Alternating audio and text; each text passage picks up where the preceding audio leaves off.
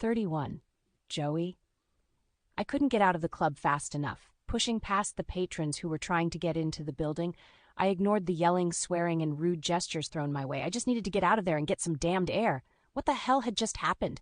Alexander Kazumi was supposed to be in New York, almost 800 miles away.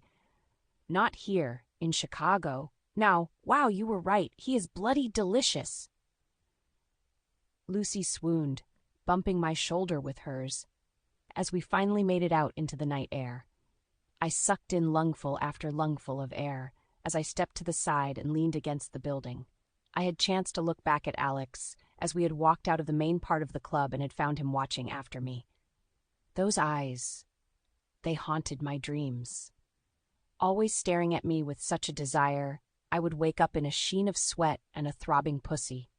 Even though I had promised myself I would forget the Kazumis, here I was, practically running from one of them and hiding from the other. I lifted my head and looked at the door of the club, then to my friends who were standing there watching me. "Are you okay, Joey?" Noami asked, and I nodded. "Yeah, sure. I mean, I wasn't expecting to see him since he lives in New York. But yeah, I'm okay. I pursed my lips and stopped talking, aware of the rambling that was spewing forth from my mouth. Look, I'm beat after shift. I'm going to head home and... Jolene! My stomach dropped to my feet as I turned back to the club and watched as Alex pushed through the crowd and came toward us. Oh, this is going to be fun. Heather giggled and the trio I was out with stepped back as Alex stepped up to me. I blinked and looked at him. How? Ah! He was so damned beautiful. Even 3 weeks later, he made my heart flutter and my stomach flip. Hey, he said, pushing his hand through his hair, a faint smile coming to his lips. Hey, I replied, smiling at him. Alex turned and looked at the girls I was with, then behind him to the huge guy who seemed to be his shadow. Guys, can we have a minute? The big guy stepped back a few feet and seemed to go on sentinel duty. The girls I was with took a couple steps back, but I knew they'd still be able to hear them. Alex turned back to her and smiled again. Look, I'm sorry for being a bit weird in there. I just didn't think I'd see you. Not here. I thought you were still in Miami. I shook my head. There's nothing there for me. And there wasn't. I'd finally come to the realization there hadn't been anything there since my mom had died and Dad left. Fair enough, Alex replied, shoving his hands down into his pockets. Look, about... I shook my head again. Nope, don't. You had your reasons. I don't want to dwell on it. There was no way in hell I was going to let him try to explain to me why he left me alone again, in the middle of the street, with my work friends standing so close. I wasn't silly. I knew it would take one wrong move on my behalf to no longer be the it girl, and the scandal of me sleeping with my best friend's brother would do the rounds at the hospital. That was the last thing I needed right now. Okay, look, I'm sorry about what happened and how it closed out. Alex smirked, lowering his eyes a little, and looked up at me from under his silken hair. Can I buy you a coffee? I blinked and stared at him. Really? After last time? Alex chuckled and stepped closer, winking. Oh, come on. It wasn't so bad last time. Go for the coffee, Joey. The trio behind me yelled out, and I whipped my head around, staring at them as they started to cackle and walk off. Lucy called out to me as they practically bounced down the road away from the club. We're going home. If you're not at work tomorrow, we know why. I rolled my eyes and looked back to Alex, who was obviously waiting on my answer. He raised an eyebrow, and I looked past him to the other guy. What about him? Alex looked back at him and smiled. Soda? He's harmless. He'll wait in the car. Won't you, Soda? Soda looked at me, before he looked at Alex and nodded. Yes, Mr. Kazumi. Alex turned back to me and grinned. See? So how about it? Coffee? I inhaled and rolled my eyes. I really shouldn't. I needed to go and get some sleep. I had a shift the following day and I was exhausted from the one I had just finished, but I also couldn't justify walking away from Alex. I thought I'd never see him again, and here he was asking me if I wanted a coffee. I sighed and adjusted the bag on my shoulder. Fine, 1 coffee. No sugar bombs. I know your tricks, Kazumi. Oh, doll, Alex said, raising his hand to his heart. You wound me. It's just coffee. Promise. Just like last time. Alex chuckled and turned, looking back to his friend. Soda, we're going for coffee. Sir, Soda nodded and he stepped closer, looking down at me. I thought Alex was tall compared to my height. This guy was massive. "I am Soda. I am Mr. Kazumi's driver and—" "Big pain in the ass," Alex chuckled, clapping the man on the shoulder, and Soda looked at him. "Come on." We all turned and went to the blacked-out sedan, parked across the road. Soda managed to slip his huge frame into the driver's seat, and I slipped into the back with Alex. He was within arm's length. Again, and I had to resist the urge to reach out to touch him, to make sure he was real and I wasn't imagining it. Alex turned his head and smiled at me as Soda drove away from the club and into the night, and I had a sneaking suspicion that before long I'd end up in Alex's bed again. 32. Alex. Having Joey sitting beside me on the ride to the cafe, I had to control myself. I wanted to lean across the seat and kiss her. I wanted Soda to pull the car over so I could kick his big ass out while I fucked Joey on the back seat. Even after 3 weeks, you would have thought she was out of my system. And as much as I hated to admit it, Oliver was right. Joey had me whipped. I couldn't understand what was happening. There was nothing about Joey I hadn't seen in other women. Her beauty, her carefree attitude, her vulnerability. I'd seen it in a dozen women, but this one, my little brother's best friend, seemed to be the one who had my attention. Even if she was in a room with 100 other women, I would pick her every time. Soda pulled the car up outside a small, bistro-style cafe and turned back to us. "Don't forget your curfew, young man." "Yes, Dad," I quipped, flipping him off, my face heating with the sound of Joey's giggle beside me. "I meant it, Mr. Kazumi. Mr. Takada has a meeting at 10. You're his security." "I get it," I said, rolling my eyes.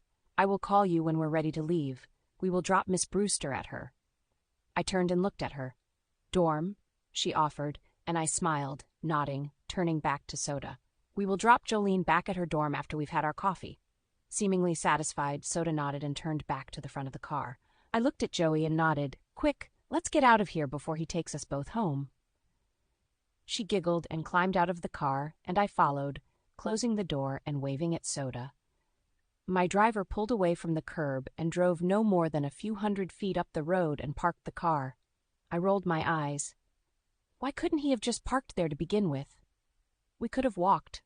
I turned back to Joey, who was waiting for me, and I smiled, stepping up to the cafe door and opening it for her. After finding a seat toward the back of the cafe, a waitress came and took our orders, and we waited for our coffees. I'd promised Joey no sugar bombs and had kept to my word.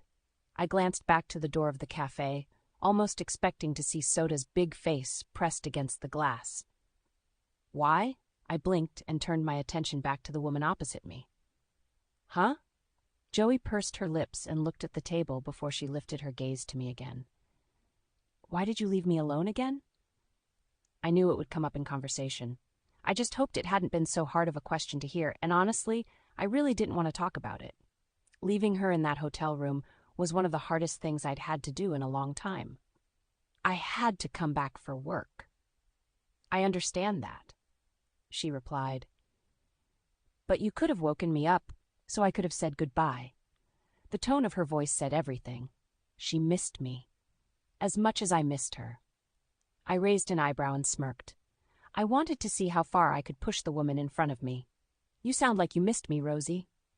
Joey rolled her eyes as the waitress put our coffees down, and she waited until the woman had left before she leaned closer and squinted at me. "I think you might be the one who missed me. Zan, I wasn't the one to chase the other out of the club." She had me there, and she smirked as she raised her coffee to her lips and sipped at her coffee, staring at me from over the rim. Joey put her cup back down and leaned back in her chair. "So, what kind of work are you here for?"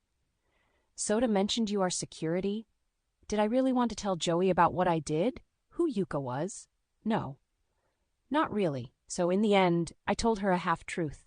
Mr. Takada is a very important businessman. I am his head of security. I picked up my coffee and sipped at it, while Joey stared at me. Her gaze moved to the tattoos, which were clearly visible tonight, to my Rolex, to the window of the cafe and back. Her eyebrows scrunched together, and I knew she was trying to put it together. Would she be able to? She paused and looked again to the windows before she looked back to me. "Is Mr. Takada?" Joey leaned in and whispered, her eyes wide. "Yakuza?" I raised an eyebrow and picked up my coffee. What makes you think that? Joey blinked and leaned forward again, her elbows going to the table, and she started to tick things off on her fingers. Firstly, your tattoos. I know Japanese men are usually against tattoos because of what they symbolize. Then there is your watch, which is easily a $10,000 Rolex. Then there's the at least 3-carat diamond stud in your left ear.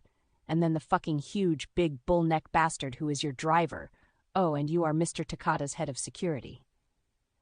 I pursed my lips together trying not to laugh at her because she had knocked it right on the damned head. Joey blinked and looked at me. Are you Yakuza? I put my coffee down and leaned back in my chair, my arm casually hanging over the back of it. Do you want me to be? This isn't a freaking dress-up game, Alexander. I want to know if. She balked and sat back. Want to know what? That you might have gotten your freak on with a Yakuza soldier? She blinked and nodded quickly, causing me to chuckle. And if I was? Oh, my God. I could see the cogs working inside Joey's head, and she just stared at me. You are? I wasn't going to lie to her, not when she had figured it out on her own. I wasn't going to insult her intelligence. I pulled back the collar of my business shirt and showed her the small symbol just under my collarbone. There were a series of small Japanese characters surrounded by a dragon. This is the symbol of the Takada clan. The man I work for, Yuka, is the head. So, to answer your question, yes. Holy? Joey picked up her coffee, then put it back down again. Does your family know? I shook my head, picking up my coffee. Only Pa. He figured it out, but didn't mention it. Mom has no idea. I'd like to keep it that way. And Jake, do you really think it's a good idea for him to know? Yeah. Nah, she said, finishing her coffee and pushing the cup away. Exactly. Jake would have kittens. He was horrified by the idea that if we had have stayed in Kyoto and not moved to Miami before he was born, we might have been recruited as teens. The fewer people who know in my family, the better. Is that why you left Miami? I shook my head again. No, that's a completely different story. My phone buzzed in my pants pocket, and I fished it out, knowing exactly who it would be. There was a 2-word message from Soda. Tick-tock. I rolled my eyes and shoved my phone back into my pocket before I finished my coffee and stood. Joey stared up at me. I've got to go, so let us drop you back to your dorm. Sure. Joey stood, and I could see she was still having trouble with the idea of my profession. I didn't blame her. There were usually 2 types of women when it came to finding out what I did for a living. The one who became an obsessed groupie, and one who ran for the hills. I had a feeling that Joey was going to be the second one. Opening the door and ushering her through it, out into the cold night, we turned and walked toward the car. Soda was standing outside of it, smoking, waiting, and I slowed down to let him finish his cigarette. Joey was still silent beside me and opened my mouth and was dumbfounded at what poured from it. Why don't you come back to New York with me for a holiday? Joey stopped, and I did the same, a few steps past her, before I turned and looked back at her. Jolene? Did you? Yes, I did just ask you to come back to New York. But why? She asked innocently, and I saw that shy, insecure woman from the wedding poke her head out. Nope, not while I was around. Come on, doll. I stepped back toward her. Surely by now you have noticed I'm a little crazy about you. Like you said, I chased you out of the club. I kept pestering you at the wedding. But, Joey... I stopped in front of her and lifted my hand, caressing the side of her face, and I watched as she leaned into my touch, her eyes closing. She wanted this. I wanted this. Come back to New York with me. Her eyes opened, and she looked up at me. When are you leaving to go back? Tomorrow night. Can I think about it and let you know tomorrow? I smiled and nodded, taking her hand, and we walked back toward Soda. Of course you can. 33. Joey. It was close to 3 a.m., and I was still sitting on the edge of my bed in my towel after showering, close to 2 hours ago. Alex's question rang around and around inside my head. Come back to New York with me. Every time I thought I would be able to get up and at least get dressed, I would slump back onto the bed and stare at the floor. The question came back into my mind and took me away from reality again. Me. Alex. New York. Together. He said it was for a holiday and it would be nice. But I also remembered what else he had said to me. Surely by now you have noticed I'm a little crazy about you. Yes, I had noticed. The way he looked at me, The way he was almost jealous at the wedding when Jake and I danced. The way he was so soft and gentle with me after the reception. The way he seemed surprised at seeing me, turning into a teen boy who was trying to talk to his crush, fumbling over his words. What did this mean for my future? Was I really thinking of trading one obsession with a Kazumi for another? You're never going to be more than a plaything for him, I muttered to myself. Plus, he's freaking Yakuza. That one had thrown me more than anything. Alexander Kazumi, head of security for the leader of a Yakuza clan. My mind went in a million different directions with that thought. Was he like the ones I'd seen articles on and read about in stories? Violent, cruel? I thought back to how gentle and soft Alex had been with me the last time we'd seen each other. No, Alex isn't like that. I blinked as I found I was smiling at myself, and I shook my head and stood. Going through the movements, I got dressed and tossed the towel into the bathroom and turned to the small kitchenette. I got myself a glass of water and went back to my bedroom and climbed into bed, ignoring the damp patch left from where I'd been sitting for the last 2 hours. I snuggled down in bed and tried to send myself off to sleep. I had to work today, and the last thing I wanted was to do so whilst tired. But no matter how much I tried, I just couldn't stop thinking about Alex's question. Move to New York for a little while. Where would I work? Well, that was simple. I was a nurse. I could probably walk into any of the local hospitals and get a job within an hour of getting there. Where would I stay? Again, simple. Alex probably wouldn't let me stay anywhere, but with him, and there would be the problem. There was this chemistry between us which was undeniable. No matter what I said to myself, or how I spoke to Alex about not wanting anything to do with him, it was a lie. I wanted everything to do with him. He was so soft and gentle and sexy and kind and protective. Stop it! I grabbed my pillow and shoved it over my head, trying to make my brain stop. But it wouldn't, and I sat up, grabbing my phone. It was close to 4 a.m. I had a shift in 5 hours. I needed sleep. No, you need time to think about this. It's not a simple ask, I muttered as I found the hospital's staff number and dialed it. It took a few moments before someone answered. Hello, this is Constance. Hi, Constance, it's Jolene Brewster. Oh, hi, Joey. What's up? I grimaced before I replied, hoping this would work. I'm not feeling very well, just calling in to say I won't be able to make my shift at 9. Oh, okay. No worries. I'll call Gina. She's been begging for more shifts. Thanks, Constance. No problem. Hope you feel better soon. The phone clicked, and I tossed it back onto the dresser and laid back on the bed, staring at the ceiling. I couldn't believe I just did that. I'd never taken a sick day in my life, and I had always made it to my shifts. Fucking Alexander Kazumi. I stared at the ceiling a little while longer, before I realized sleep was definitely not happening. Grumbling to myself, I climbed out of bed and went into the kitchenette and made myself a cup of coffee. Taking it back to my room, I sat on the small chair beside the wardrobe and looked around. There was still a suitcase, half filled with clothing I hadn't put away yet. There were some shoes dumped into the corner of the room, alongside a couple of handbags. The photo of my parents hadn't even made it out either, and that's when I realized it probably wouldn't. I hadn't thought of this place as somewhere homey and a place I wanted to stay, so I hadn't unpacked and settled in properly. Putting the coffee on the edge of the dresser, I stood and started to empty my wardrobe. I shoved the clothing into the suitcase, leaving out a change of clothing for the day. I changed quickly, shoving my PJs into the case, and went to the bathroom, collecting my toiletries and put them into the case too. Zipping it closed, I stood and stared at the bright pink case, sitting on my bed.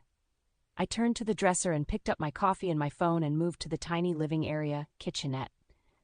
Sinking into the tiny sofa, I pulled up the same resignation letter I had sent to my last employer and sent it to both the company I'd signed up with and the hospital, changing a couple things, stating another job offer.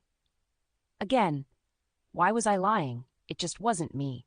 I was only paid up for a week on this tiny dorm apartment, so that would expire on the weekend. Fuck. I had literally just packed up my life into the case and quit my job. I'd made my mind up without actually doing it. I was going to New York with Alex. 34 Alex, I was on edge, not only about this meeting, but the thought of Joey answering my question. Alexander. I blinked and turned my head, looking at Yuka. Sir? I asked, "Are we ready to go in?" I turned my head back to the window, looking out at the restaurant that Soda had pulled up in front of. I had sent in 2 of my men to check on things, provide details on how many were in there and the scope of Yuka's rival's security. Both groups had been limited to a group of only 6 security personnel, but that didn't mean they wouldn't slip in more, disguised as kitchen staff. "I haven't had word back yet, sir, but I will check." I lifted my hand and spoke into the small mic on the edge of my jacket sleeve. "What's the holdup?" There was a tiny bit of static before I heard back. "We're just checking the back, sir. This place is fucking huge." I rolled my eyes and heard Soda chuckle in the front seat. He had a mic as well, because as our driver, he would be the one who got us the fuck out of there if things went to shit. "Well, hurry up. Mr. Takada is getting impatient." "I am not." Yuka huffed and I looked at him. "Well, maybe a little." "That's because you didn't eat this morning," I quipped. "If it's not my wife's breakfast, I don't eat it." I had to admire the dedication to Ma Takada, and honestly, I didn't blame him. That woman could cook up the most amazing, traditional Japanese breakfast, and I had been privy to eating it on more than one occasion, especially when Oliver and I first joined the clan and were housed with them. Ma Takada often told Yuka to invite me back for breakfast, but I just hadn't gotten there. "I just want some omoris. I haven't had a decent one in a while, and I heard this is the best place in Chicago for it. That's why I chose it." "Then we will make sure you get it, sir." I chuckled as the all-clear came in from the pair of security inside the restaurant. "Right, it's a go. Move in." I climbed out of the car and walked around to Yuka's door and opened it. 3 security guards were within arm's reach as the head of the Takada clan climbed from the sedan. I stepped up to Yuka's side and nodded to the men on either side of us, while the third closed the door and brought up the rear. Our 2 men who were already in the building met us at the doors, opening them, and stepped back, letting Yuka and I walk in. As always, when entering a room, I was behind him, but not by much. I needed to be close enough to shield him if needed. The restaurant was nice. Not as nice as the one attached to the Jade Dragon, but still nice. On the end of the long red carpet stood Yuka's rival and his security. Bunto Mori was far from looking like he could or would be able to command a Yakuza clan, as could be. He was tiny, barely coming to his security's shoulders, and they were barely 5'10". He was frail and leaned heavily on the cane in front of him. "Ah, Bunto-san." Yuka prostrated, bowing to him, and Bunto returned the gesture. "Yuka-san." Bunto's gaze moved to me, and he smiled, a gap-filled grin, which instantly had me pursing my lips, as I was reminded of the river spirit from Hayao Miyazaki's movie, Spirited Away. "Ah, you have bought the ghost with you." Fuck, I hated that name. Just because I could get in and out of a rival clan's territory without detection and take out soldiers without being spotted didn't mean I was a fucking ghost. But I didn't say anything. I just bowed as Yuka spoke for me. "I do not travel without Alexander." I smiled softly at the ground, at the faith Yuka had in me to say something like that. It showed how far I'd come and how much I meant to the Takada clan. "Now, let's get this meeting started. I am famished. Of course, this way." Bunto and his security led us into the main hall of the restaurant, and I was glad. I didn't think I could handle being in a closed room with only one exit at hand. Once I'd seated Yuka into his chair, I took the one to his left, and the meeting began. Almost an hour later, and I was bored out of my fucking brains. My phone had buzzed in my pocket at least half a dozen times, and I had tried not to look at it, knowing who it would be. Everyone knew I would be here with Yuka, and not to disturb me. My mother would be at work. She only called after 6 p.m. It was Joey. After it buzzed again, I frowned and pulled it from my pocket and looked down at it. The number was the same one, 8 times. I lifted my head as the conversation quietened, and I looked at Yuka, who had raised an eyebrow. "Is everything okay, Alexander? I have missed a few calls. I will call them back when I get a chance." I slipped the phone back into my pocket and sat straighter. "Sorry, sir." Yuka was still staring at me, and I raised an eyebrow. "Sir?" "Off you go. Go and make your call." "But—" Yuka clicked his fingers, and one of the other soldiers came trotting over. "Sir? Come and sit here while Alexander makes his call."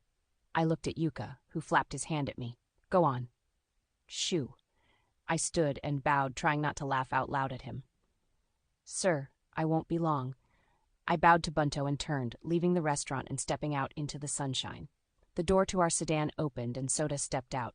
It's fine, Soda. I have a call to make. Very good, sir, he replied, sitting back in the car. I turned, walking to the end of the restaurant building, and leaned against the wall.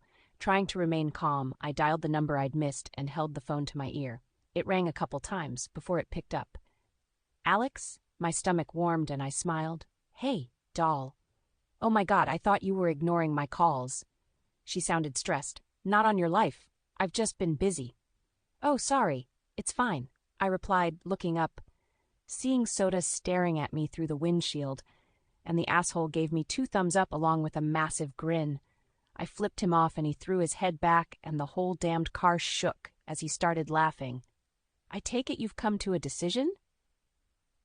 There was a brief pause on the other end of the line, and I swear my heart wanted to leap out of my throat. Joey? Yes. Yes. Hang on, had she just said yes? My hand started to shake and I blinked, trying to calm both my nerves and my voice. Yes, what? Oh my God, you're an insufferable ass. Jolene? I warned. She huffed, but I didn't care. I just wanted to hear her say it. I wanted to hear her say she chose, out of her own free will, to come with me. Yes, I will come to New York with you. I grinned, knowing Soda would be able to see it, and no doubt the big shithead was videoing it or taking photos, but I didn't care. She said yes, Joey was coming to New York with me. All right, when this meeting is done, I will get Soda to come past your apartment and grab. Don't bother, I blinked. Huh? I live just down the street from where you are. I scrunched my eyebrows together. Excuse me? Oh my God, you're thick. She giggled. Alex, look up. I did, my gaze scanning the street until it fell on Joey, standing next to Soda, who was waving, a big shit-eating grin on his face. I rolled my eyes and hung up the phone and walked over to them. I told you we keep running into each other in the most unexpected places. Yes, you did, I replied, smiling. So go on. Finish your meeting. I'll sit with Soda, if that's all right with him. Soda nodded. Yes, it is. Okay, just don't go anywhere. She won't. Go. Soda said, holding open the passenger door for Joey, and she smiled, climbing into the car, and he did the same, and soon I could see them chatting, ignoring me. I turned back toward the restaurant and headed back in, hoping to hell this meeting didn't drag on any longer than it had to. 35, Joey. The trip back from Chicago to New York had been filled with conversation and laughter. Yuka Takada was one of the most intriguing men I had ever met. He didn't look his age, he was softly spoken and had an air of authority which was not overbearing. I marveled at how firm, yet gentle he was with the men around him, and how quickly they responded to him. They all revered him, and that was especially noticeable with Alex. The pair had a special bond, and I often found myself watching them talking quietly on the plane, and if I didn't know any better, I would have mistaken them for father and son. After making sure Yuka was home and safe with his wife, Soda drove us to Alex's residence, a large townhouse in East Village, New York, no more than 3 streets from Yuka. Alex led us into his home, and I stopped in the foyer. Oh, wow! Alex stepped past me, shrugging off his coat, and hung it on the hook by the door. Yeah, that's what I thought when Yuka offered it to me. I told him it was too much, and I was happy to stay in the apartment I had, but he told me I was being an idiot and needed a place I could eventually raise a family in. A family? I looked at Alex and suddenly my mind went to the image of him being a father. Kids toddling after him, or Alex asleep on the sofa with a newborn on his chest. Joey? I blinked and looked at Alex. Huh? Let me show you to your room. I nodded and followed Alex up the stairs to the 2nd floor. He stopped on the landing and I stopped next to him. There are 2 guest rooms up here, so take your pick. I will bring your case up a little later. Where is your room? Alex smirked and looked at me, raising an eyebrow. I mean, so I don't accidentally... Ugh. My room is up on the 3rd floor. He chuckled, along with my office. Okay. I nodded. Stay off the 3rd floor. Alex chuckled again and I turned, walking back down the stairs, and started to wander through the house, looking at everything. I found the kitchen, the laundry room, and the living room. It was tidy, if not a little sparse, and it screamed bachelor. It showed Alex spent little time here, and I wondered if the reason he'd asked me to come was because he was lonely.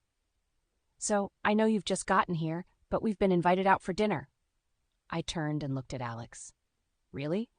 Yes, you remember Oliver? Oliver? The name did ring a bell, but I just couldn't quite. Do you remember Wendy? Oh. The image of Jake asking Wendy Taylor to the prom, over me, came flooding into my mind, along with the memory of Oliver Taylor, the star quarterback, throwing Jake up against the wall of the gym in front of everyone for fooling around with his sister after the prom. That had been a nightmare, because the rumors started after that, affected me too. Because I was a naive friend who tried to stand up for him, and in the end, copped the brunt of the bullying because I was an idiot for believing Jake when he said he didn't do anything. I later found out he had. Oliver Taylor, Wendy's big brother. Yeah, we're still friends, closer than ever. He's married to Yuka's only daughter, Jade. They've invited us over. Oh, okay, sure, I replied, smiling. Sounds like a plan. Awesome. It's at Ollie's Club, the Jade Dragon, one of the most popular places in East Village. Alex smiled, tapping away on his phone, and he shoved it into his pocket. So there is a bathroom between the two guest rooms if you want to shower and change before we go. I blinked and Alex looked at me. Are you okay? I looked back to the single case near the front door before I turned back to Alex. I don't really have much to wear. Alex looked at the case, then to me. I was wondering if you'd forgotten a case, but I didn't want to ask. No, I didn't forget one. That's all I had. That's all I left Miami with. It's got my scrubs, a couple changes of regular clothes, some shoes and a spare handbag, toiletries, and a photo of my parents. My voice was choking up with emotion at the idea I was showing Alex how little I had. I'm sorry, I might not be able to go after all. Fuck off. You're going, Alex said, stepping closer. Looks like we're going shopping. I shook my head and stepped back. No, I'm fine. I just won't. Jolene, Alex cut me off and stepped closer again. Doll, I am going to take you shopping and you're going to buy yourself something really nice and we're going to go out for dinner. I looked up at him, frowning. But why? Alex smiled, his hand coming up, and he caressed the side of my face. Because you need to be shown what it is like to be treated like the goddess you are. If that means I have to spoil you the whole time you are here, then I'm going to spoil you the whole time you are here. I closed my eyes, on the verge of tears, and Alex stepped closer, wrapping his arms around me and pressed his lips against my forehead. I want you to forget about what you left behind in Miami. I want you to think about yourself for once and let someone take care of you. I'll pay you back, I muttered, clinging to him, trying not to fall apart. I had been so good at keeping calm for the last month. I'll find a job at one of the hospitals while I am here and pay you back. Alex sighed, holding me closer. If that's what you think you need to do, fine. But for now, let's go and find you something to wear.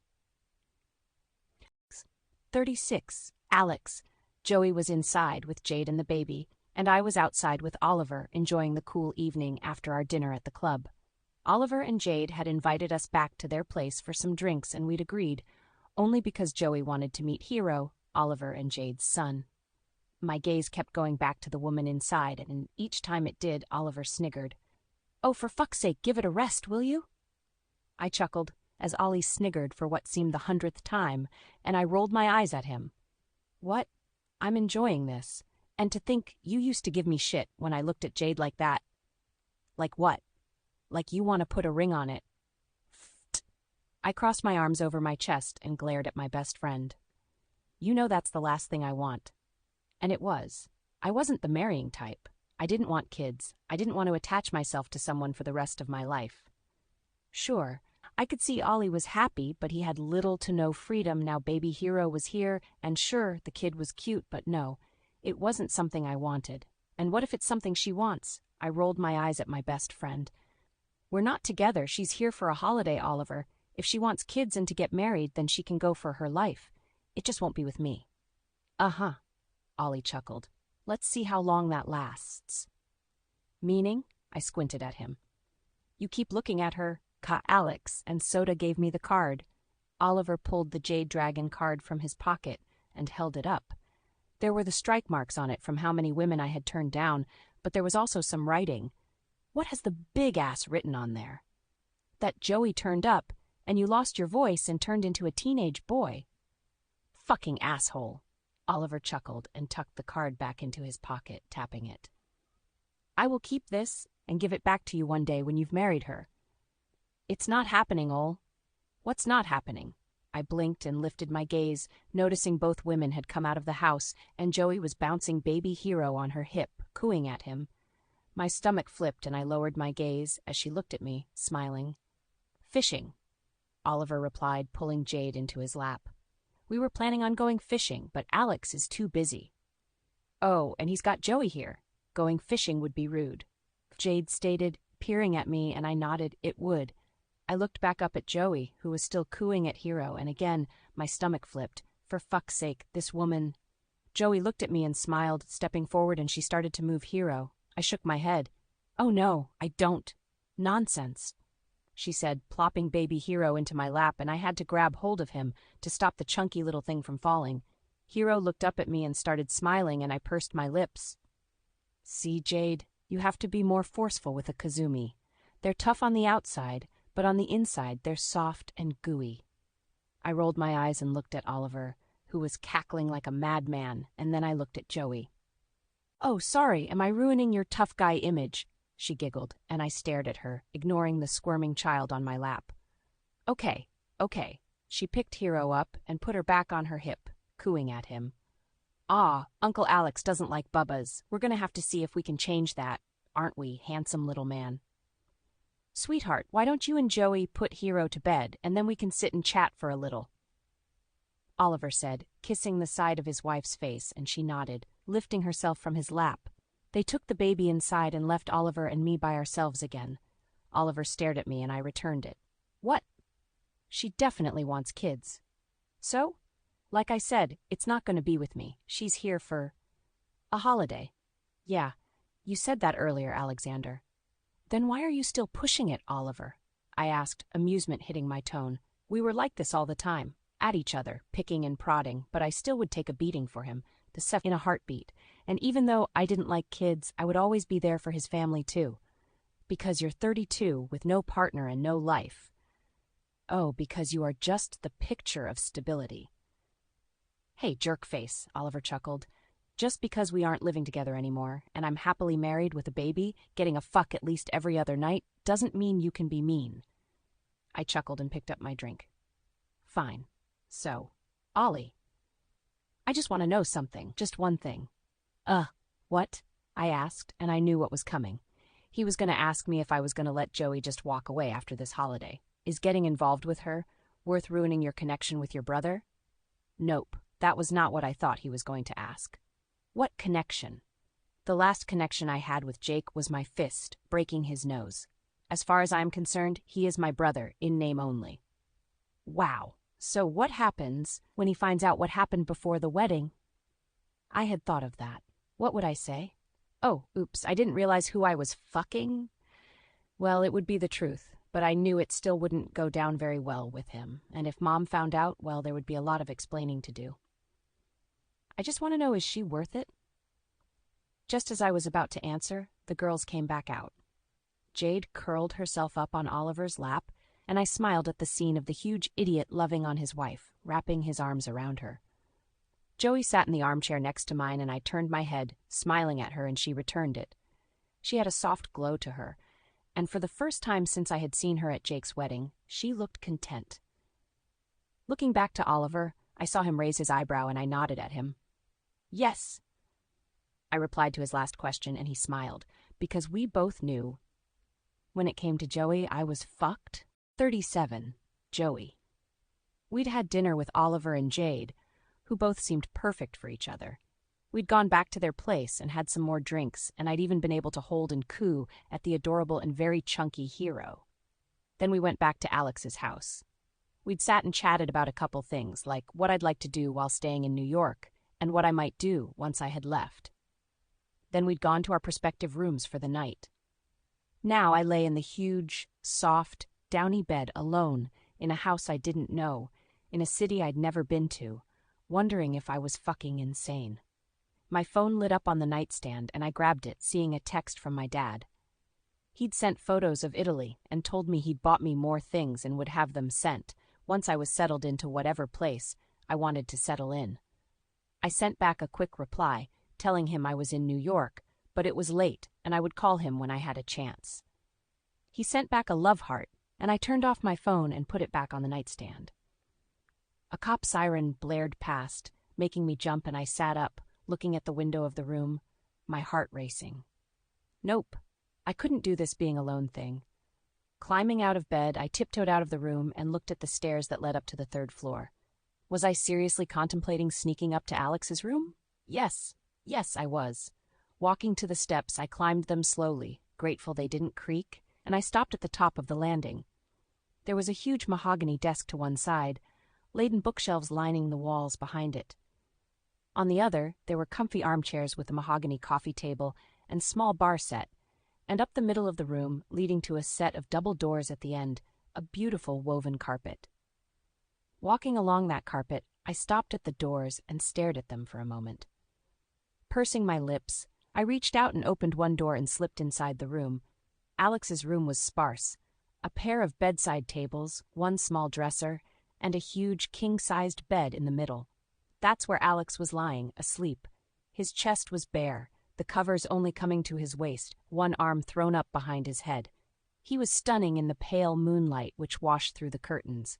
Gulping, I tiptoed across the floor and stopped at the side of the bed, looking down at him.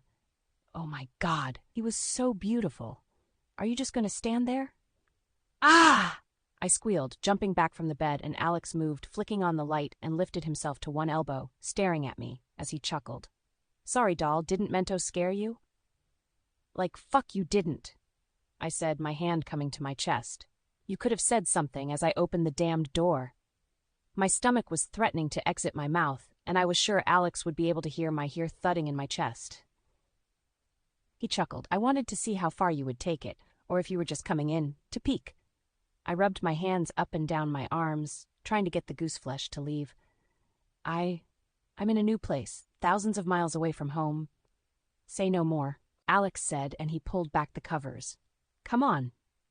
I looked at the bed and hesitated. Was I seriously thinking of getting back into the same bed as Alexander Kazumi? Again?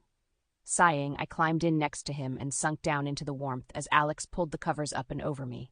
He rolled toward me, his hand coming to my stomach, and my breath hitched. Relax, doll. I'm not going to do anything. My head turned, and I looked at Alex. He was staring right back at me, and even in the semi-lit room I could see the smirk on his lips. What? Nothing, I whispered. Doesn't sound like nothing, doll. Alex replied, his hand moving ever so slightly toward my hip. What is it? I pursed my lips and stared at the ceiling. I could feel Alex's warm breath on me, feel his heat against my side and over my stomach, smell his scent, and I turned my head to him. What you said at the wedding about...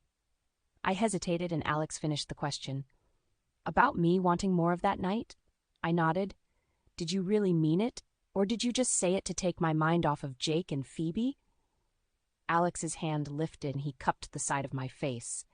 If I wanted to take your mind off them, I would have just caused a scene. I told you those things because, yes, I wanted more of that night. My stomach flipped in 100 different directions and heart raced in my chest. And now? Now?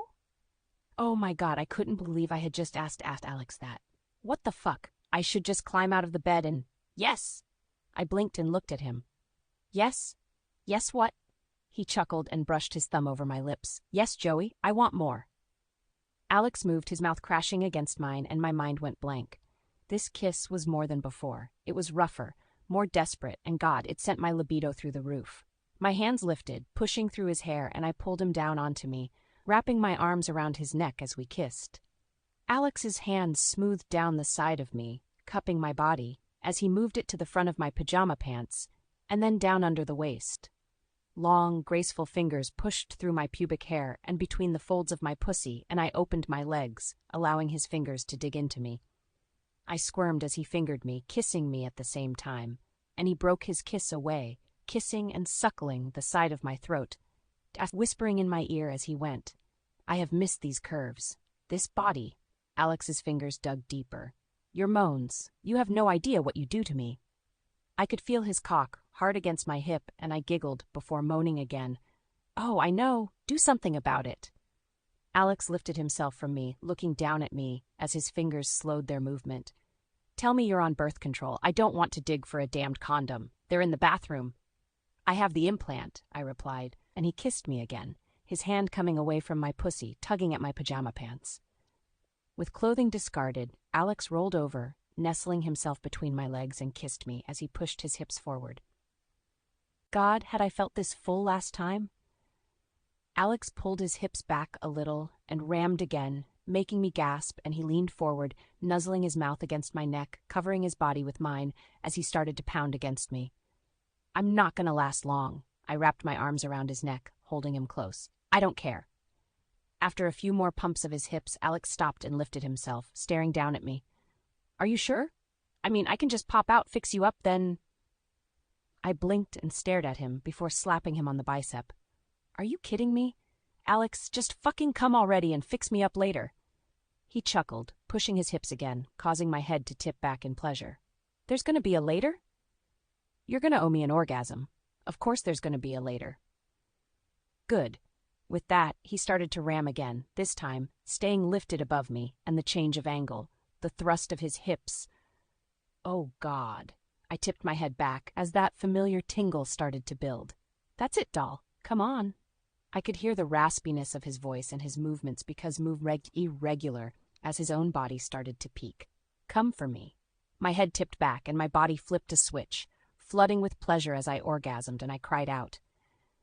Alex wasn't far behind me, his grunts signaling his end, and he collapsed on top of me, his face burying against my neck. After a few minutes of us both catching our breath, Alex lifted himself up onto one elbow and looked down at me, kissing me in between words. I'm glad you came back to New York with me. So was I. And as we untangled ourselves and snuggled down for sleep, the only thing that ran through my mind was that, right now, I was where I wanted to be, back in Alex's arms. 38, Alex. Joey was snoring softly in my arms. Again, after I'd told Oliver only a few hours ago that she was just here for a holiday and there was nothing more than that. Yeah, bullshit. She had crept into my room for God knows what and had ended up underneath me, moaning as I took her over the edge. And fuck, I wanted to go again and again and again until neither of us could walk. Jolene Brewster had gotten under my skin, and I didn't know if I had the balls to let her go. It was as if she was the missing piece to the puzzle which had become my life. In the office, my phone rang, and I lifted my head a little and looked at the door. When I was home, unless it was an absolute emergency, no one called. Sighing, I slipped my arm out from under Joey's head and climbed out of bed, quickly dressing. My phone stopped ringing, and I almost turned and climbed back into bed until it started again. Fuck! Crossing the room as quickly as I could, I went out into my office and to my desk, picking up my cell and held it to my ear. Yeah? Alexanderson, there's someone at the office. Keep an eye on them. I'll be right there. I hung up, quickly going back into the bedroom and grabbed my shirt and a jacket. I ran from the room, leaving Joey asleep in bed, as I raced down the stairs, dialing Soda. I'm already on my way to you, Soda answered. Meet you outside. Grabbing my house key, I pulled on a pair of loafers and ran to the door and out into the night. Closing the door, I locked it and raced to the street as Soda pulled up at the curb. I climbed into the car and instantly reached behind me, to the case I knew Soda would have chucked in the back of the vehicle. Bringing it to my lap, I popped the locks and opened the case. Sitting in its cushioned case sat my Sig Sauer P226, with 2 magazines full of ammo. I hadn't picked up this gun in almost 2 years, and I hesitated. The last time I had this weapon in my hand, someone had lost their life. The car phone rang, and Soda pressed the button on the steering wheel, answering it. Auto, what's going on? I asked, picking up the gun and pushing home one of the magazines. Sir, the new silent alarm we installed in your office was triggered, which instantly activated the hidden camera. We're watching them right now. They're going through your things. How many? 2. I can send men to search around the grounds, but if they find someone, they might alert the ones in your office. Then have them hold back until we get there, I said, closing the case, and I shoved it back into the rear of the sedan. We're less than 5 minutes out. Yes, sir. The line clicked, and I cocked the gun in my hand before I flicked on the safety and rested it on my thigh, my other hand gripping my other thigh in both anger and frustration. Who the fuck were these bastards, and what the hell did they want? The car phone rang again, and Soda answered it again. Auto? Sir, they know you're coming. They've been spooked somehow and are on the way out. I leaned forward, looking out of the windshield. I could see the top of the building we worked from. We were almost there. Go in, eh? Get them. Sir? The line clicked again, and I looked over at Soda. He didn't turn his head to me but frowned. If Odo gets to them, they might not be able to talk. Good. Might teach them a fucking lesson. We turned down the street where our building was. There! Soda! Piss-bolting from the alley up the side of our building was a figure dressed all in black. They took off across the street and down another alley, and I turned to Soda. Let me out. You go around. Alex! Stop the fucking car! Soda skidded to a halt, and I jumped out of the car and gave chase. I heard my driver take off behind me to try and head the figure off in the next street as I ran toward, then down the alley. My feet pounded on the hard concrete of the alley, splashing in puddles of muck. I could see the figure not too far in front of me. They started to throw things back at me. Old food, a broken bottle, a trash can. I managed to duck out of the way of most of them, but the ruined burger splashed against my jacket, spraying up toward my face, and I had to stop myself from throwing up as I kept running. Like fuck, I was going to let this little bastard outrun me. I heard the screech of tires as Soda came spinning around the corner and nosed into the alley, effectively blocking the end of it. The figure skidded to a halt, and I slowed my pace, my hand still gripping the pistol in my hand. I lifted it, pointing it at the figure. Safety still engaged. You've got nowhere to go. They turned back toward me, then to Soda's car, which was inching further down the alley, then back to me. They knew they were fucked. The figure put their hands up and turned their back to me, dropping to their knees. Soda stopped the car, stepping out of the car, but keeping one foot inside, in case he had to climb back in a hurry. I stepped closer, hearing my driver call out, "Be careful, Alexander." The figure turned their head slightly at the mention of my name, as if trying to look over their shoulder. As I stepped up to them, the gun pointed at the back of their head. What were you looking for? Not a word, and I was starting to get annoyed. I was covered in spoiled food. It was almost 3 a.m, and I had a beautiful woman in my bed at home. I didn't want to be here. Pressing the gun to the back of the figure's head, I asked again, "What are you look?" "Alex." The cry from Soda came too late. They always say not to corner a tiger, and by fuck, this one moved quickly. I didn't see the knife until it was embedded in the back of my calf muscle. Fuck! The pain that lanced up my leg made me do the one thing I always told my men not to do. I dropped my fucking gun. Falling to one knee, I reached out trying to grab the figure, but again they were too quick, and the blow they landed to my jaw had me seeing stars. And then they were gone. Up and over the car and out into the street. Alex! Soda was beside me in an instant, lifting me to my feet and dragging me down the alley toward the car. He pushed me into the passenger seat and raced around to the driver's seat and started to back out of the alley, pressing the call button on the car's steering wheel. "Auta, Alex is hurt. I'm getting him to the hospital." My hand came out and I grabbed Soda's arm. "Not the hospital. You know the rules." We didn't take anyone to the hospital. All medical emergencies were handled in-house, less questions that way. Chen is more than half an hour away. "I know," I grimaced, my calf muscle singing in pain. "Take me home." "What?" Soda asked, looking at me, then to the blood pooling on the floor of the car. "Alex, I knew this was an insane idea, and it would possibly scar her for life. Soda, take me home. Joey is a trauma nurse." 39, Joe, 4 a.m., and something downstairs smashed. Heart hammering, I sat bolt upright, pulling the covers to my chest. What the fuck was that? My hand went out and touched nothing. I turned, looking at the empty bed next to me, and glared at it. What the hell? Was this guy ever going to be here when I woke up? Thudding on the stairs, and I turned my head, looking back at the partially open door, ready to kick out at whoever was coming through. "Jolene?" I blinked. "Soda?" The door opened and the light flipped on, and standing there, with blood coating his hands, was Alex's driver. "Soda? Soda, what happened? Whose blood is that?" Alex? He's in the kitchen." The big man turned, and I stared as he hurried back down the stairs, leaving me alone in the huge bed. Scrambling from the bed and across the room, I ran down the stairs, my heart hammering. What had happened to Alex? As I got to the ground floor, I stopped, seeing the smears of blood on the walls and the large splotches on the marble floor leading into the kitchen.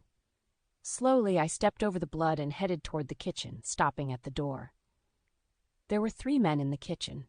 Soda, one dressed in all black talking on the phone, and Alex. He was sitting on the edge of the counter, gripping the edge of it, his jaw sporting a hefty bruise. But it was the flick knife sticking out of the side of his left calf muscle that caught my attention, along with the blood that pooled on the white marble below his foot and the tourniquet just below his knee. "Alexander?" Alex's head lifted, and the pain which was etched in his features softened a little. "Hey, doll. Hey, doll. Is that all you've got to say?" I stepped closer, and the man who was dressed in all black stepped between me and Alex. "Auto, it's fine. Joey is a nurse." Auto looked me up and down, then stepped to the side, continuing to listen to something on his phone. My attention went back to Alex, who tried to smile at me. I put my hands on my hips and raised an eyebrow at him. "We've been having some trouble at the office." I looked at the knife sticking out of his calf and then back to him. "Some trouble. You should be at the hospital." "No hospital," both Soda and Auto said at the same time, and I blinked. "Okay. This must have something to do with Yakuza rules," and I frowned, looking at Alex's leg again. "Why didn't you pull it out?" Because I know the femoral artery is in there somewhere. I didn't want to bleed out, so we put a tourniquet on it. I'm not stupid." "Debatable. Ouch." I sighed and looked at Alex. "Let me guess, you want me to fix it? I mean, only if it doesn't inconvenience you." Alex chuckled and winced, one hand coming up to the side of his jaw. "Fuck." I sighed and turned toward the refrigerator, opening the icebox. "Everything about you inconveniences me, Alex." "Oh, wow, that's harsh." Alex chuckled again, and I heard him wince for the second time. Pulling a bag of frozen peas out of the icebox, I turned and walked over to him as I wrapped them in a dish towel. "Yeah, you'll learn to deal. Here." I pushed the peas against his jaw. "Hold this." Turning, I looked around the kitchen and grabbed another dish towel, dropping it over the puddle of blood, and looked at Soda. "Do you know if Alex has a first aid kit?" I turned to Alex and held up my finger. "You shush." He did, and I turned back to Soda, who walked out of the room to return with a first aid kit in his huge hands. I took it and put it on the bench next to Alex and opened it. "Are you kidding me?" Looking up at Alex, I raised an eyebrow. "It's practically empty, Alex." The bag of peas came away from Alex's jaw.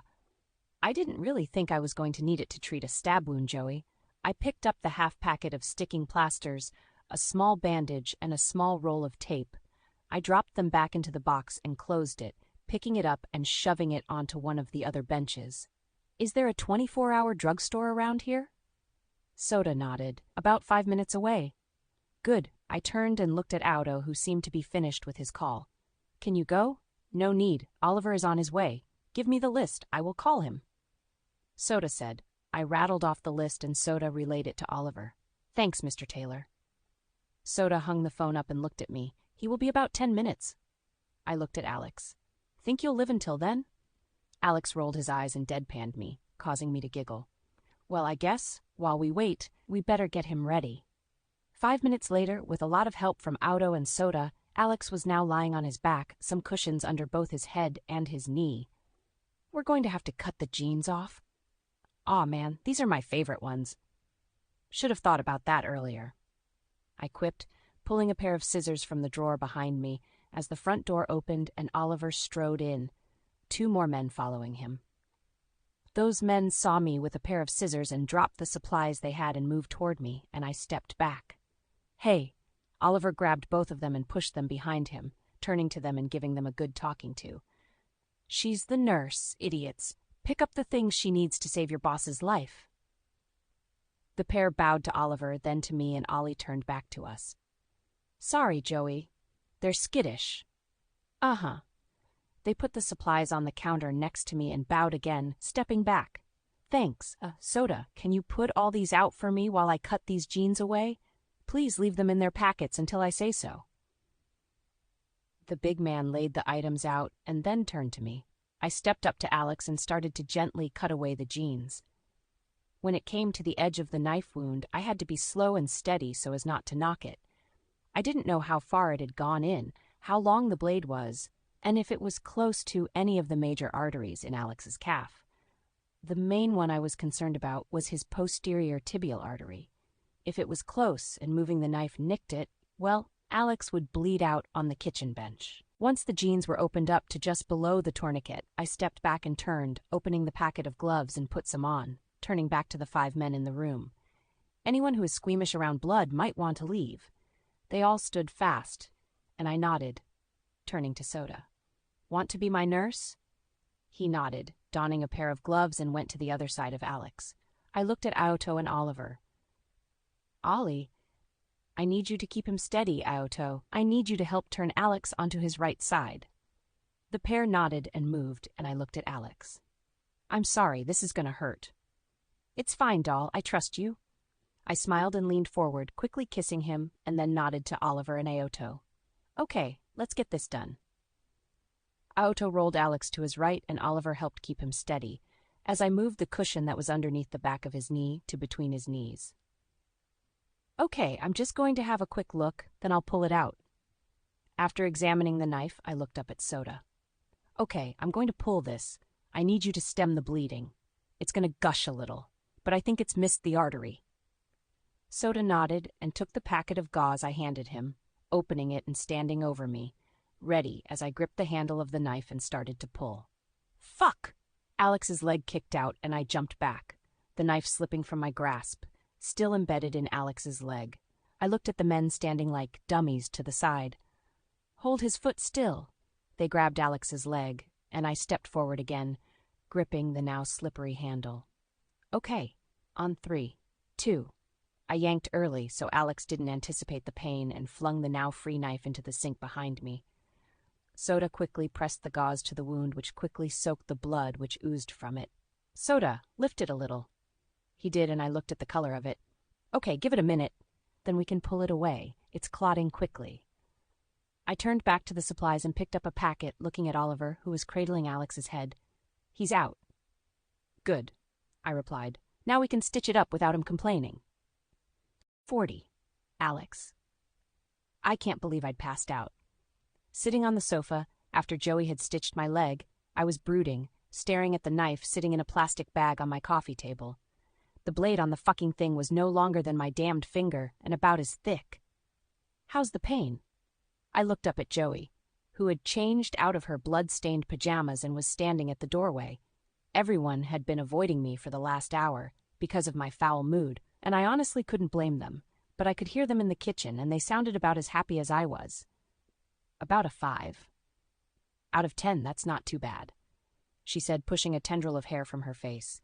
"Do you need anything? A drink? A snack? Maybe a new ego since the last one took off." "Jolene, don't push it." I smirked, trying to keep from laughing aloud. She had a point. My ego was bruised and battered and in hiding since I'd woken. Yeah. She walked over and adjusted the cushion under my knee and ankle. I'd been told to not move for the rest of the day, and it was going to drive me batshit crazy. "What are you going to do?" Again, she had a point. I wasn't going to be moving in a hurry. Joey sat on the armchair next to me and reached out, grabbing my hand, and she played with my fingers, ones that had been buried to the 3rd knuckle in her poo. "Are you safe?" The question threw me off, and I blinked, moving my hand and threading my fingers through hers. "It was a one-off break-in at the office, Joey. We spooked them, gave chase, and cornered one of them. This was purely a miscalculation on my behalf." Fuck, I hated lying to her. She looked up at me, and I could see she was struggling. I didn't blame her. We'd made love, then I had left her alone again, and come back injured and asked her to patch me up. "But, Joey, I promise you, I am safe. It's not going to happen again." She was quiet for a moment, her gaze moving away, before she looked back at me. "I don't want to think about what might happen if it happens again, and I'm not here to patch you up." There was a moment's silence between us. "Are you asking to stay?" "No way." Joey's face brightened and she licked her lips. "I mean, I could teach Soda how to patch you up. He was really good and didn't." "Just ask, doll." Her gaze lifted to mine again, and her cheeks brightened further. I'd like to stay for a little longer, if that's okay. I lifted her hand and kissed her fingers, smiling at her. I'd like that. Oh, geez, you two, get a room. We both looked at Oliver, who was grinning ear to ear, and he stepped into the room. Heads up, Yuka is on his way. He heard about what happened and wants to come and check on you. Fuck it. I sighed, tipping back my head, and Joey's fingers left mine. I better go and make sure all the blood is cleaned up and make some tea. She stood and left the room, and Oliver took her spot, reaching for my hand. He threaded his fingers through mine and gripped tight. So what were you two lovebirds talking about? I snatched my hand away and slapped out at him, wincing when my calf muscle sang in pain. Fuck off. No, come on, tell me, I'm your bestie. I tipped my head back, earning a chuckle, and I sighed, looking at him. Fine. Joey asked if she could stay a little longer. Ooh. Ollie clapped, and I slapped at him again. My best friend cackled like a madman, and I rolled my eyes, tipping my head back again. This is going to be so much fun. You can fuck off whenever you want. You know where the door is. Rude. Oliver chuckled, and I heard him stand. I'll go and help Joey. He left me on my own, and I closed my eyes, a smile creeping to my lips. Joey was staying. I had been worried about her leaving, about what it would do to me. I had been a miserable ass when I'd had to leave her alone in Miami. The thought of her leaving was a constant thought in the back of my mind, since she had got to New York with me the day before. Now I didn't have to stress about it so much. Alex, Mr. Takata is here. My eyes opened, and I looked to the doorway. Yuka was standing in the living room, with Joey by his side. Sir, I made to move, and Yuka clucked at me, stopping me instantly. Sit down, Alexander. My face heated as he came across the room. Stopping at my leg, he leaned over and looked at the neatly dressed wound, then turned back to Joey. Very well done, Miss Brewster. Thank you, Mr. Takata, she said. Would you like some tea? No, thank you, but I would like some iced water. Of course. Joey bowed again and left the room, returning with a glass of water and placing it on the table. She bowed and turned to me. Let me know if the pain gets too much. I will bring you some more painkillers. Thank you. She smiled and left the room, leaving us alone. Yuka turned and took the seat opposite me. Soda told me what happened. I had them, sir. I think they had you, Alex. You are very lucky. You could have been severely injured. My lips pursed together, and my gaze dropped to the floor. I hated being told off. It made me feel like a failure, especially when it was by Yuka. Is this the knife? I looked at the plastic bag as Yuka picked it up. Yes, sir. He held it up, turning it in the light, and I saw the change in him. A frown came to his lips and his brow furrowed, making me sit forward. Yuka? My boss. The man who I trusted, who I looked up to, lowered the knife and looked at me, frowning, and I knew what he was about to tell me would be crap. I think I know who is behind this. 41.